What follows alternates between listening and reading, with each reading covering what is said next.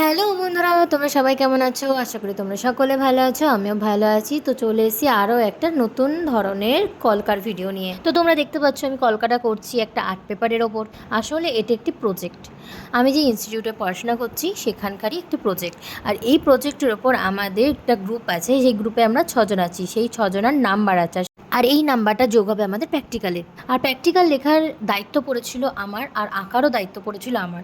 তো আমি সেটা পুরো ভিডিও লাস্টে ছবি দেখাবো কি লিখেছি আর কি এঁকেছি। তো প্র্যাকটিক্যালটা পুরো কমপ্লিট করার পর যখন হেডিংটা করি খুব ফাঁকা ফাঁকা লাগছিলো, তো ভাবলাম সেই একঘেয়ে নিচে দাগ দিয়ে বা বক্স করে এটা হাইলাইট করার থেকে আমি তো কলকা করি, তো কলকা দিয়ে কিছু করা যাক। যেমন ভাবা তেমন কাজ, তো কলকা করতে শুরু করে দিয়েছি। কিছু আম, কিছু পাতা, এই মোটিভ আর লাস্টে দিয়েছিলাম পদ্ম দিয়ে।